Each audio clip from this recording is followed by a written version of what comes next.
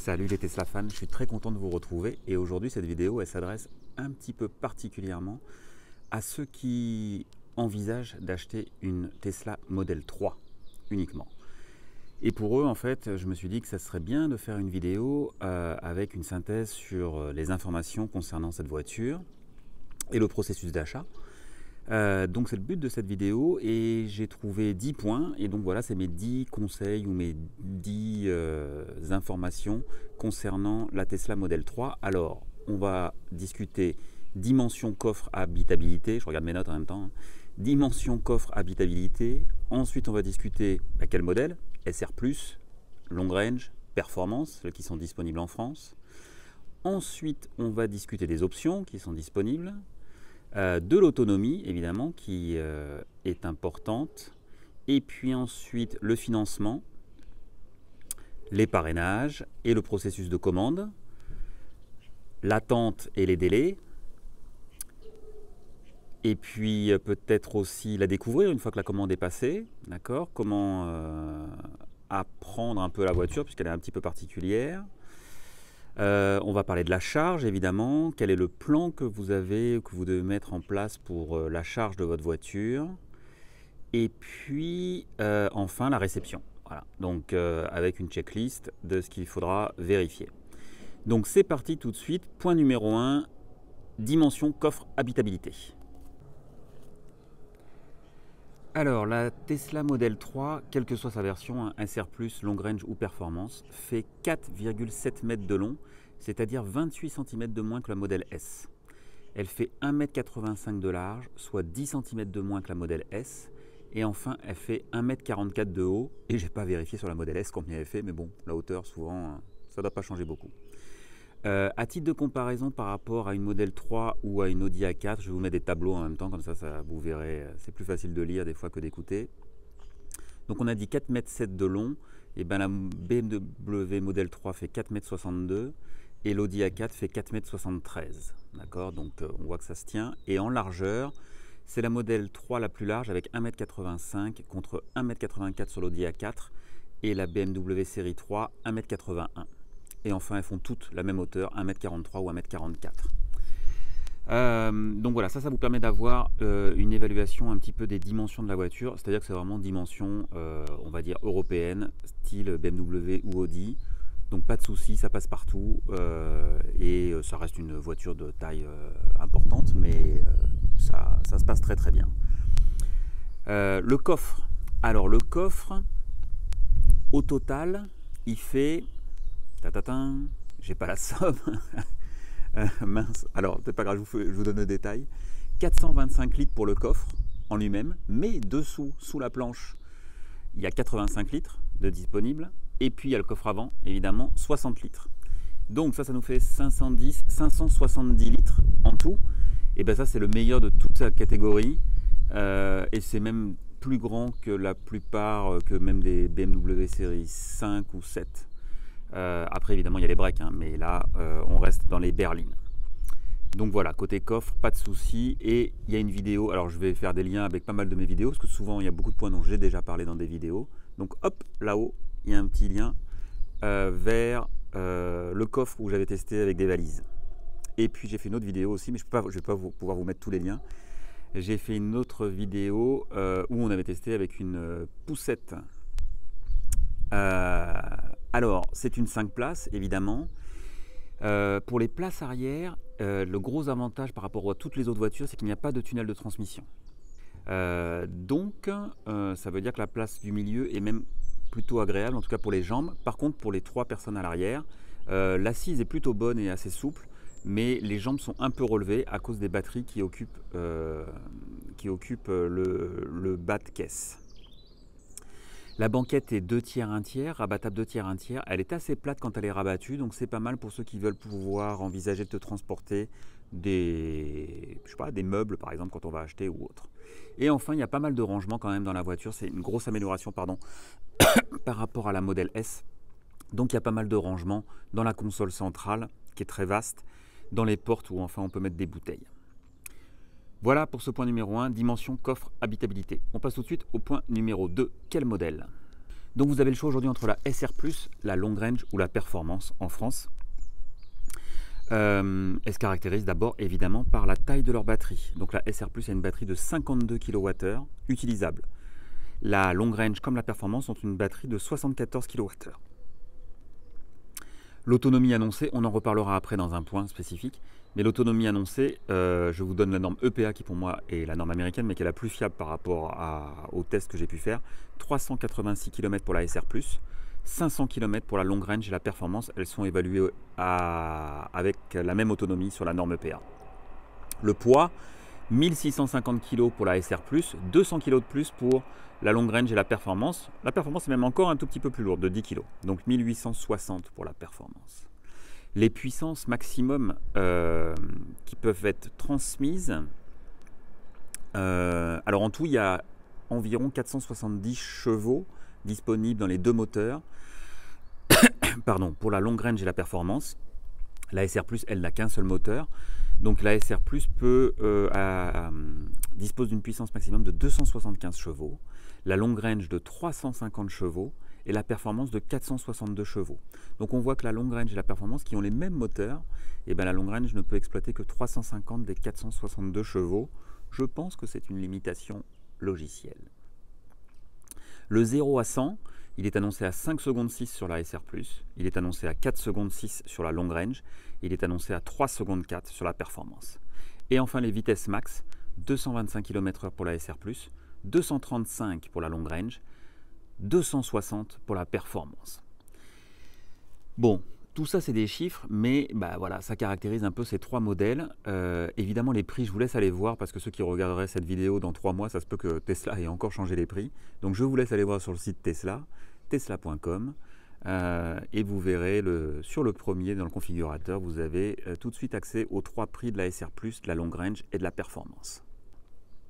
On passe tout de suite au point numéro 3, les options. Alors les options, c'est assez simple. Et ça peut même être un peu frustrant en fait, puisque Tesla, pour rationaliser sa chaîne de production, a minimisé vraiment le nombre d'options disponibles. Donc tout d'abord, évidemment, on a le choix quand même dans la couleur extérieure de la peinture. Il y a donc 5 couleurs, blanc, noir, gris foncé, rouge et bleu. Actuellement, le blanc est gratuit, le noir était gratuit avant. Et les autres sont payantes. Voilà, donc je vous laisse aller voir les prix, pareil, parce que ça peut évoluer au fur et à mesure des choix de Tesla. Donc vous avez le choix dans la peinture extérieure. Vous avez le choix dans l'aménagement intérieur uniquement sur la couleur de l'intérieur premium, c'est-à-dire blanc ou noir. Alors c'est blanc et noir, ou tout noir en fait. Voilà, il suffit d'aller là aussi sur le site Tesla, vous verrez une photo des deux intérieurs. On aime les sièges blancs ou on ne les aime pas. Et donc voilà pour ce deuxième choix. Le troisième choix, et celui-ci a une particularité, c'est le crochet d'attelage qui est disponible désormais sur la Tesla Model 3, SR+, ou Long Range, mais pas Performance. La Performance ne peut pas bénéficier du crochet d'attelage. Ensuite, on a les roues. Alors les roues, là c'est l'inverse. La Performance, elle aussi, il n'y a pas de choix. On est livré en roue de 20 pouces. Par contre, sur la SR+, et la Long Range, on a le choix entre des roues de 18 pouces ou de 19 pouces. Si on prend les 18 pouces, elles sont livrées avec les Aero Wheels qui s'enlèvent. Vous l'avez vu certainement sur mes vidéos. Donc vous pouvez les enlever, vous avez des jantes dessous. On n'aime pas les Aero Wheels. Ils permettent d'économiser environ 5 à 6% d'après les tests que j'avais pu effectuer. Petit lien, peut-être, si j'y pense, de vous le rajouter vers une vidéo où j'avais fait les tests avec ou sans Aero Wheels. Voilà, donc on a vu la peinture extérieure, on a vu l'intérieur, on a vu les roues, on a vu le crochet d'attelage et il nous reste la dernière option qui est l'autopilote. Alors désormais l'autopilote est inclus dans toutes les voitures, donc SR+, Long Range ou Performance dispose de l'autopilote. La seule différence, c'est que vous avez désormais en option ce qu'on appelle en anglais le FSD, le Full Self Driving, donc la conduite autonome, et il y aura une vidéo aussi là-dessus en particulier, mais en gros, cette option aujourd'hui en France dans l'État vous donne l'accès à ce qu'on appelle le summon, c'est-à-dire que depuis votre application, vous pouvez faire avancer ou reculer votre voiture tout droit en étant à sa portée. Ça n'est pas disponible si vous n'avez pas l'option FSD. Deuxième chose, quand vous êtes sur autoroute, vous avez un bouton supplémentaire qui est Navigate on Autopilot. Je ne sais plus si c'est traduit ou pas. Navigation autopilote. Et donc là, en fait, vous avez la possibilité de changer de fil en actionnant le clignotant. Si vous n'avez pas l'option FSD, dans ce cas-là, vous ne pouvez pas changer de fil quand vous êtes en autopilote, vous restez dans la même file. Sinon, ça le désactive. Donc, ça vous permet de changer de fil. Ça vous permet actuellement de sortir de l'autoroute. Donc, la voiture, si vous avez rentré votre destination, eh bien, elle va sortir automatiquement de l'autoroute. Et auparavant, si vous n'êtes pas sur la bonne file, elle vous demandera de vous rapprocher de la file de droite pour pouvoir ensuite prendre la sortie. Et je réfléchis, mais je pense que c'est tout ce qu'on a actuellement. Aux États-Unis, actuellement, ils ont en plus ce qu'on appelle le Smart Summon, c'est-à-dire que là, sur un parking, par exemple, de supermarché, vous pouvez demander à votre voiture de venir vous rejoindre là où vous êtes. Mais ça n'est pas disponible actuellement en Europe. Et puis, on attend évidemment beaucoup de choses dans ce FSD, mais aujourd'hui, ils ne sont pas disponibles. Et Elon Musk a promis aux États-Unis, uniquement, on ne sait pas, que la voiture, avant la fin d'année, ça se rapproche, pourra s'arrêter au feu rouge, pourra s'arrêter au stop, pas prendre les ronds-points, il n'en a pas parlé, je crois pas. Donc c'est des choses qui doivent arriver, pour l'instant elles ne sont pas disponibles. Voilà un petit peu pour cette option FSD qui coûte assez cher, donc c'est à vous de choisir si vous avez envie de vivre l'arrivée de la conduite autonome sur une voiture. Prenez l'option parce que c'est Tesla certainement qui sera le premier à proposer toutes ces choses-là. Voilà pour les options, on passe au point suivant qui était, je crois, autonomie. Alors l'autonomie, ben ça c'est un grand sujet parce qu'évidemment c'est le choix aussi entre SR+, et on va dire long range, d'accord, performance. Après ça c'est un choix d'avoir une voiture hors norme, j'ai envie de dire, en termes d'accélération et de puissance délivrée. Mais entre SR+, et long range, c'est l'autonomie principalement, parce que bref, c'est l'autonomie. Donc on a 360 km d'un côté, c'est ça, 386 contre 500 annoncés en norme PA. Alors c'est une différence qui est quand même assez notable. Et 386 km, c'est un peu ce que j'avais sur ma Model S avant. Et 500 km, c'est ce que j'ai aujourd'hui sur ma Model 3. Personnellement, je trouve que entre les deux, c'est un changement assez important. C'est-à-dire qu'aujourd'hui, je me soucie beaucoup moins de recharger au quotidien ma voiture, même si je pourrais le faire. Parce que je sais qu'elle consomme peu aussi, évidemment, c'est aussi ça, hein, l'impact de la Model 3 par rapport à la Model S, c'est que sa consommation est très faible. Je suis aujourd'hui à 150 Wh au kilomètre après 13 000 km de moyenne. Donc vraiment, on est quand même plutôt souvent à 200 sur la Model S. Après ça dépend, hein, autoroute, pas autoroute, je ne vais pas rentrer dans ces débats. Donc voilà, l'autonomie, maintenant 386 km, ça reste tout à fait convenable pour grenouiller, ce que j'appelle, c'est-à-dire que si vous, finalement, votre voiture, vous l'utilisez principalement dans votre région pour aller à votre travail, vous avez 40 km, 50 km, 70 km par jour, même pour aller à votre travail, ça fait 140 allers-retours, 386, vous avez largement de quoi faire. Donc c'est tout à fait bien pour grenouiller, et effectivement, après sur des longues distances, ça nécessitera peut-être un arrêt de plus. Personnellement, je pense que pour 9 000 €, je crois que c'est actuellement la différence de prix entre la SR+, et la long range. Aujourd'hui, si je devais en reprendre une, je prendrais peut-être la SR+, parce que ça me suffirait largement. Mais voilà, chacun est différent. Donc le mieux pour ça, en fait, c'est d'aller sur ebetterrouteplanner.com, je vous mets le lien ici, qui est vraiment un site absolument génial. Et d'ailleurs, il y aura bientôt une vidéo spéciale dessus, vous verrez.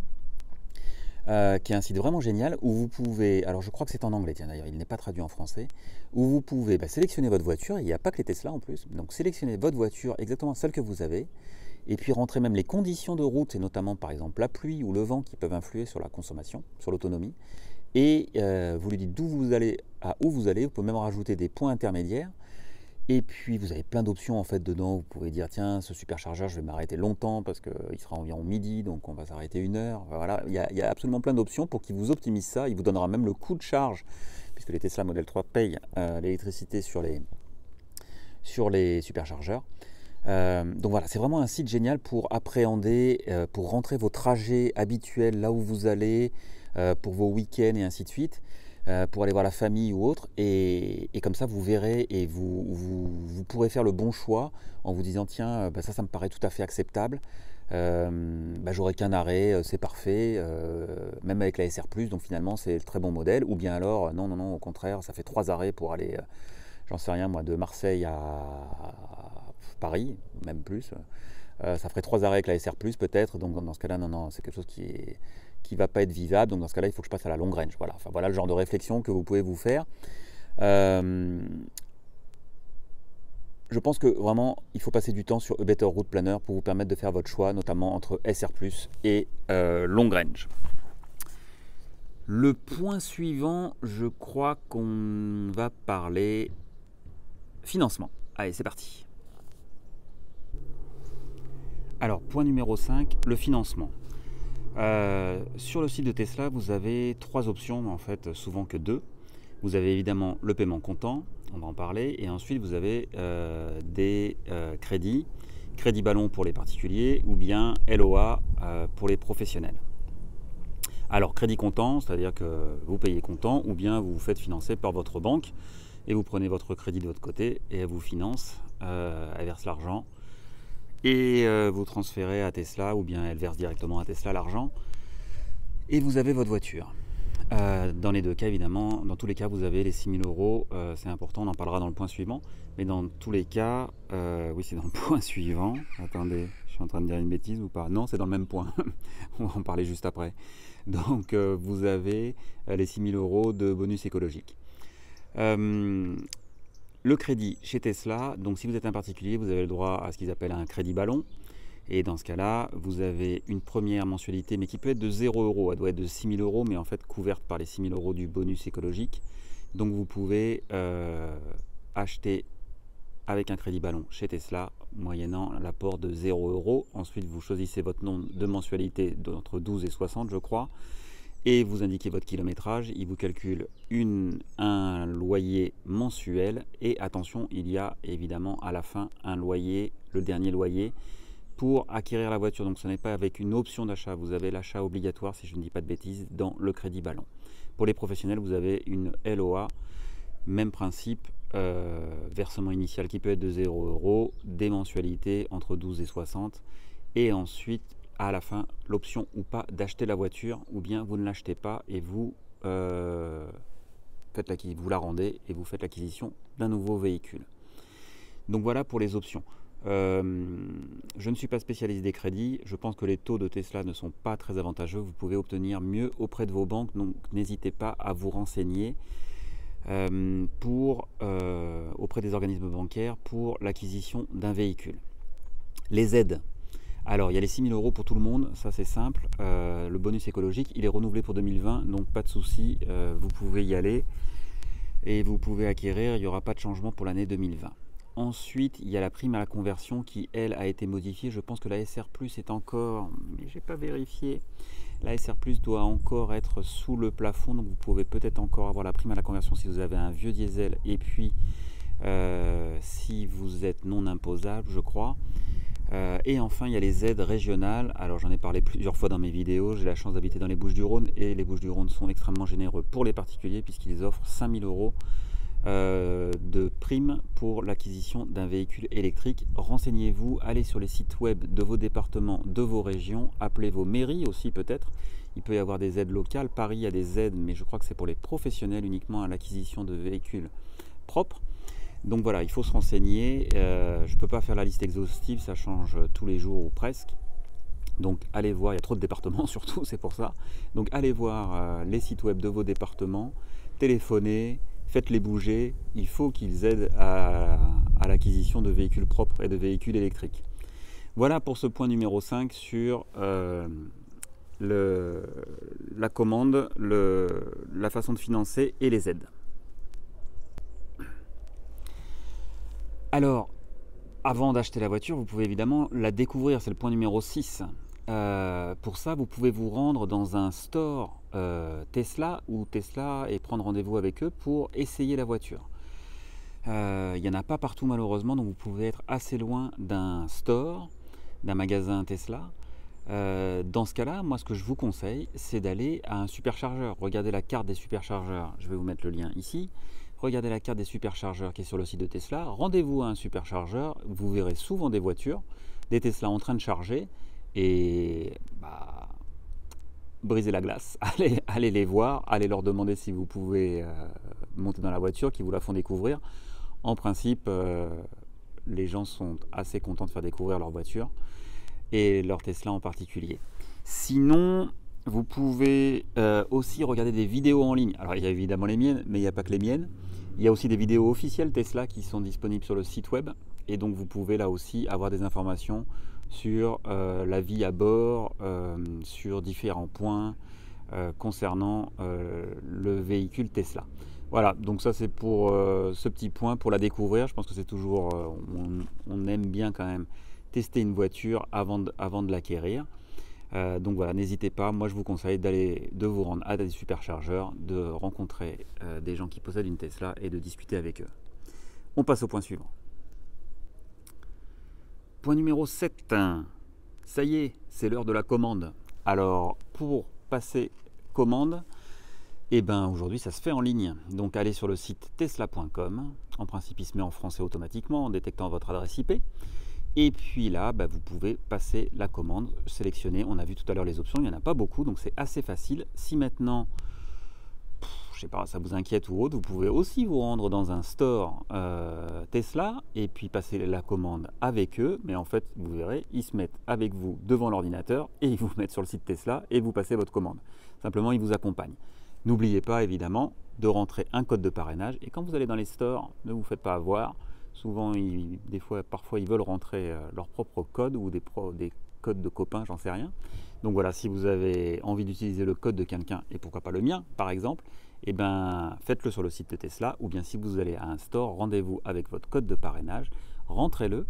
Et en rentrant ce lien dans le navigateur web, en cliquant ensuite sur « Je veux une Model 3 », commander une Model 3, alors il vous confirmera que grâce au parrainage de Jean-Christophe, vous bénéficierez de 1500 km de supercharge gratuite. Donc n'oubliez pas ça, c'est toujours plutôt sympa pour commencer et pouvoir se rendre dans les superchargeurs et rouler pendant, en fait, vous le savez maintenant, 2300 km, pas 1500 sur les Model 3. Donc vous avez en fait 2300 km de supercharge gratuite. On passe au point suivant. Point numéro 8, les attentes. Le délai, alors là, bah, vous avez vu, c'est très variable. Ma dernière vidéo, s'il me reste encore des possibilités, je mets un lien, que j'ai faite avec Mathieu. Il l'a eu en 48 heures. 48 heures entre le passage de commande et la livraison. En fait, dès le lendemain, Tesla l'a appelé pour lui dire, on en a une, elle est disponible, vous pouvez venir demain. Mais ça peut mettre aussi jusqu'à 2 mois. J'ai des filleuls qui ont mis jusqu'à 2 mois et ça dépend en fait des arrivages. C'est-à-dire que Tesla reçoit des voitures par les bateaux, qui arrive des États-Unis, évidemment, de l'usine des États-Unis, et à réception attribue en fonction de la liste des commandes. Donc si vous avez sélectionné, je ne sais pas moi, une voiture grise, intérieur blanc, avec le crochet d'attelage en modèle performance, bah ça se peut qu'il n'y en ait pas actuellement en stock en Europe, et que dans le prochain bateau, il n'y en ait pas non plus, et donc il faudra peut-être attendre le bateau suivant. Voilà, donc c'est pour ça qu'il y a des délais qui sont extrêmement variables. A l'inverse, si vous avez le modèle standard, comme Mathieu qui a pris le modèle de base, entre guillemets, la SR+, blanche, intérieur noir, c'est-à-dire sans aucune option, et bien là, elle était directement disponible. Ils en avaient en stock en Europe et même en France. Et donc c'est pour ça qu'en 48 heures, ils lui ont proposé de recevoir sa voiture. Donc ça, c'est très variable. Ne vous fiez pas forcément à l'indication qui est sur le site web qui vous dit livraison novembre. Bon, novembre, c'est assez large, mais c'est le mois prochain. Mais ça se peut que vous ayez la configuration rare ou qui a été extrêmement demandée ou qui n'est pas dans les bateaux actuellement. Et en gros, on va dire que c'est ce qu'on voit toujours sur les forums. Il y a plus de délais sur les intérieurs blancs. Donc il y a moins de voitures intérieures blancs qui sont livrées en Europe, que Tesla amène en Europe. Et donc c'est celles qui malheureusement ont des délais apparemment un peu plus importants. Mais une fois encore, il se peut qu'ils aient une rouge intérieur blanc actuellement en stock. Donc vous pouvez l'avoir rapidement ou pas. Voilà, donc ça c'est un peu variable. Ça peut être un peu embêtant si vous avez un véhicule à rendre. Donc voilà, pensez-y et ne faites pas forcément confiance au délai qui va vous être donné par Tesla, qui est de toute façon large, hein, qui est juste de 1 mois, c'est-à-dire ils indiquent actuellement novembre si je ne dis pas de bêtises. On passe au point suivant. Point numéro 9, la charge. Maintenant que vous avez commandé votre voiture, il est temps de penser à votre point de charge. Idéalement, c'est bien d'avoir quand même un point de charge chez soi. Ou alors, il faut habiter peut-être près d'un superchargeur, ou alors avoir au travail une borne. J'ai rencontré plusieurs personnes. Émeric, par exemple, je me souviens, n'a pas de charge chez lui, mais par contre, il peut charger tous les jours au travail. Donc voilà, ça c'est un petit peu à voir, mais si maintenant vous avez la possibilité de charger chez vous, sachez qu'évidemment Tesla vous livre avec la voiture ce qu'on appelle un UMC, donc c'est un Universal Mobile Connector je crois, qui va vous permettre de brancher votre voiture sur n'importe quelle prise. Alors pas une prise avec des câbles de 0,5 mm, hein, mais quand même de 1,5 mm². Et là vous allez recharger, ça y est maintenant j'ai un doute, entre 11 et 17 km/h. Ça peut être suffisant, on peut vivre avec ça. Personnellement j'ai vécu avec ça pendant longtemps sur ma modèle S, mais parce qu'à l'époque l'UMC acceptait le triphasé, donc j'avais pu le brancher en fait en triphasé chez moi. Si maintenant vous branchez sur une prise simple de courant standard, ben voilà, bon, à vous de voir si ça vous suffit. Sinon dans ce cas-là il faut acheter ce qu'on appelle un wall connector, qui va vous permettre d'augmenter la puissance et justement d'utiliser du triphasé, parce que la voiture accepte du triphasé, mais pas l'UMC. Hein. L'UMC qui est livré avec la Tesla Model 3 est monophasé uniquement. Donc là, vous pouvez monter en triphasé ou pas. Alors en triphasé à 16 ampères, ce qui doit faire donc du 11 kW de puissance, ou bien alors en monophasé à 32 ampères, mais sur une seule phase, et donc ça doit faire un petit peu moins, ça doit faire du 7 kW. Donc bon, c'est quand même mieux d'avoir ces solutions-là. Tesla vend un wall connector, un connecteur mural. Ça coûte environ 500 €. Il y en a d'autres qui sont fabriqués en France, qui peuvent accepter le délestage, c'est-à-dire que dans ce cas-là, vous chargez votre voiture, mais si votre maison à un moment consomme trop par rapport à votre abonnement EDF, dans ce cas-là, le wall connector va diminuer la puissance pour que la voiture ne soit pas prioritaire et reprendre quand la puissance à nouveau est disponible dans la maison. Le wall connector de Tesla ne fait pas ça, il ne sait pas faire de délestage. Maintenant, une fois encore, c'est pas obligatoire, vous pouvez aussi vivre sans, si vous habitez près d'un superchargeur peut-être, et dans ce cas-là ça deviendra votre point de recharge principal. Vous paierez l'électricité, 24 centimes le kilowattheure après avoir épuisé vos crédits de supercharge gratuite. Ou bien alors, une fois encore, si vous avez des moyens de charge au travail, je pense, où des fois on reste effectivement, la voiture peut rester pendant 8 heures au même endroit, ben dans ce cas-là, ça peut être sympa. Et aujourd'hui, il y a beaucoup d'entreprises qui fournissent des points de charge. Voilà, donc ça à étudier. Je pense que c'est un point qui est vraiment à étudier avant la réception de votre voiture. Si vous avez un délai supérieur à 48 heures, voilà, pensez-y, réfléchissez-y, mettez en place, achetez un wall connector si vous voulez pour être tranquille chez vous et être sûr de partir avec le plein tous les matins, ce qui est quand même le point le plus agréable avec une voiture électrique. Et on en arrive à notre dernier point, le 10, que j'ai oublié, qui est la réception. Alors on y va. Ça y est, Tesla vous a appelé, la voiture est disponible, vous avez transféré l'argent, vous avez votre assurance, évidemment, c'est important, et donc vous vous rendez chez Tesla pour récupérer votre voiture. On s'enflamme toujours quand on récupère une voiture neuve, on sait qu'elles ne sont pas toujours parfaites, donc faites attention, et il faut avoir une checklist pour vérifier les points et vérifier que Tesla vous a bien fourni tout et que la voiture est en bon état. Donc le mieux, c'est d'utiliser un petit fichier Excel que je vous mets dessous dans la description, qui a été fait par Julien, qui est le modérateur d'un groupe Facebook très sympa qui s'appelle Tesla Model 3, le réseau. Je vous mets un lien ici aussi. Et voilà, je vous invite à vous y inscrire si vous aussi vous allez bientôt penser à acquérir une Tesla. Vous y trouverez des informations utiles. Et donc voilà notamment cette checklist des points à vérifier quand vous allez vous rendre chez Tesla pour récupérer votre voiture. Voilà, c'est toujours bien de le faire. Tesla n'est pas très regardant, donc honnêtement, si 48 heures après vous vous rendez compte qu'il manque quelque chose, que vous avez vu qu'il y a un joint qui est manquant, je ne sais pas, ou autre chose, voilà, vous les appelez et tout ça, et en principe, ils vous les feront parvenir ou ils le prendront en compte. Mais enfin, c'est toujours mieux de le faire quand on est là-bas, notamment s'il y a des rayures sur la carrosserie ou autre, puisqu'on récupère les voitures dans les service centers. Donc ils ont du matériel, ils ont des polisseuses et ils peuvent voilà, donner un petit coup pour essayer de récupérer une rayure superficielle qui serait apparue lors du transport en bateau ou en camion. Donc voilà, soyez vigilants, regardez bien que vous avez tout dans votre voiture, que vous avez les tapis de coffre si vous avez acheté une long range ou une performance, je crois qu'ils sont toujours livrés avec, que vous avez les petites mousses sur les pédales. Personnellement, j'avais oublié ça et donc voilà, ma pédale d'accélérateur n'avait pas de caoutchouc dessus. Merci Tesla. Et puis que vous avez votre câble T2 puisqu'ils vous fournissent un câble T2 pour pouvoir recharger sur des bornes de recharge 22 kW qu'on trouve un peu partout en France. Et puis je ne sais pas, alors ils fournissent plus les petits câbles pour brancher les iPhones. Et à quoi je pense d'autres, évidemment l'UMC, hein, le connecteur mobile qui doit être dans le coffre. Et puis voilà, et puis après l'aspect général, l'aspect des sièges et ainsi de suite. Donc voilà, pensez à vérifier, imprimer une checklist, c'est toujours bien. Voilà, c'est sur ce point qu'on va arrêter maintenant cette vidéo. J'espère que ça vous a été utile si vous êtes un futur acquéreur d'une Tesla Model 3. Et je ferai une vidéo dans le même esprit avec les 10 points à vérifier ou à penser ou à regarder une fois que vous aurez eu votre Tesla entre vos mains.